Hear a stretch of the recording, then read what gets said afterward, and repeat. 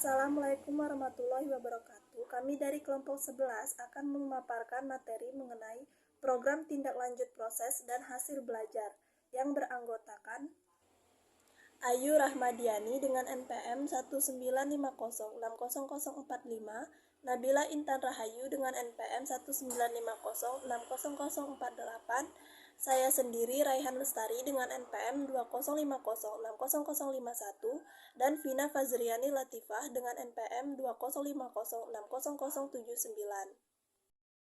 Saya akan menjelaskan materi mengenai pengertian belajar tuntas. Belajar tuntas atau mastery learning adalah pendekatan pembelajaran berdasar pandangan filosofis bahwa seluruh peserta didik dapat belajar jika mereka mendapat dukungan kondisi yang tepat. Konsep belajar tuntas adalah proses belajar yang bertujuan agar bahan ajaran dikuasai secara tuntas, artinya cara menguasai materi secara penuh. Manfaat belajar tuntas. Yang pertama, manfaat belajar tuntas atau mystery learning dapat memotivasi siswa karena akan membangun rasa percaya diri mereka bahwa mereka dapat menguasai tujuan pendidikan secara pasti. Belajar tuntas juga menuntut bahwa komunikasi adalah faktor esensi dari tujuan tersebut. Yang kedua adalah ketika direncanakan dengan baik, belajar tuntas membuat belajar dan pembelajaran menjadi lebih efisien. Siswa menjadi tahu bahwa mereka perlu belajar dan guru tahu bahwa mereka perlu untuk memberi bantuan macam apa yang secara individu diperlukan siswa. Remedial. Remedial berasal dari kata remedi, artinya obat, memperbaiki, menolong. Pembelajaran remedial adalah sesuatu yang bersifat mengobati, menyembuhkan, membuatnya lebih baik lagi bagi peserta didik yang hasil belajarnya masih di bawah standar yang telah ditetapkan oleh guru dan sekolah. Latar belakang pembelajaran remedial adalah adanya perbedaan peserta didik dalam menangkap dan menyerap materi pembelajaran. Kedua, adanya tuntunan belajar tuntas, yaitu pendekatan dalam pembelajaran yang mempersyaratkan peserta didik menguasai secara tuntas seluruh standar kompetensi maupun kompetensi dasar mata pelajaran.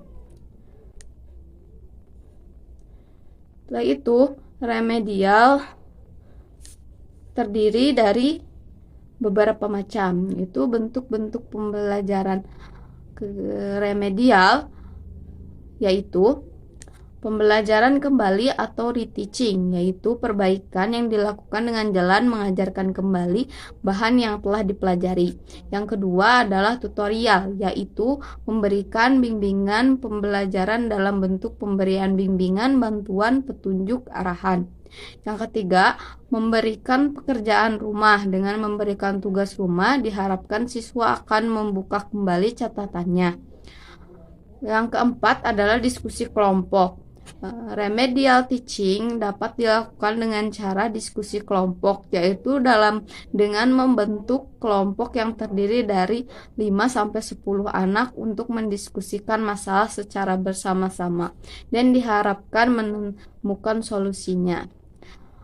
Kelima, menggunakan lembar kerja. Penyediaan lembar kerja untuk dikerjakan siswa di rumah membuat siswa untuk belajar kembali.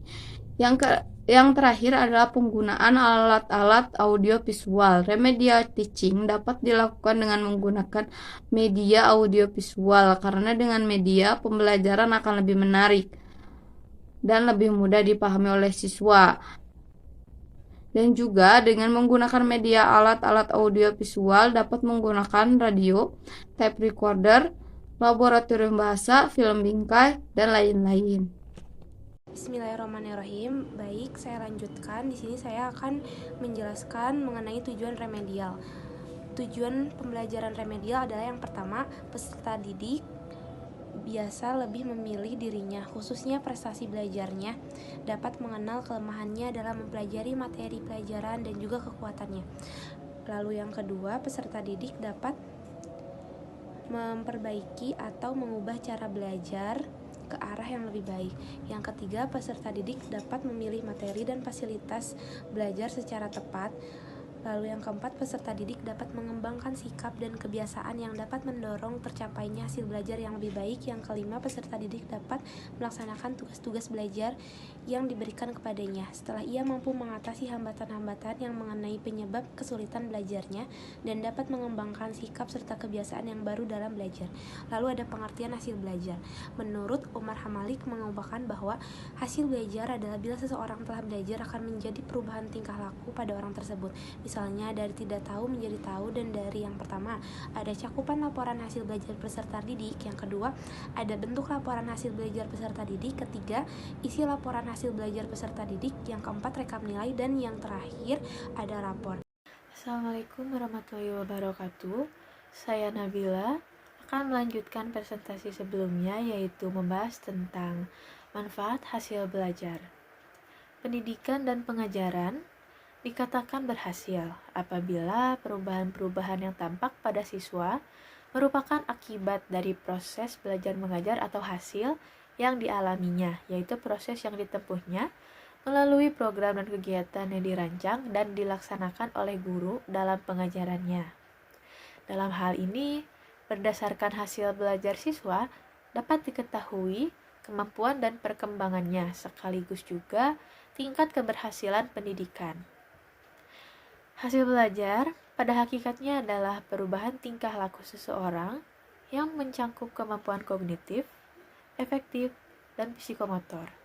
Setelah mengikuti suatu proses belajar mengajar, hasil belajar harus menunjukkan perubahan keadaan menjadi yang lebih baik sehingga dapat bermanfaat untuk menambah pengetahuan, lebih memahami sesuatu yang belum dipahami sebelumnya, lalu lebih mengembangkan keterampilan, memiliki pandangan yang baru atas suatu hal, lalu ada lebih menghargai sesuatu daripada sebelumnya.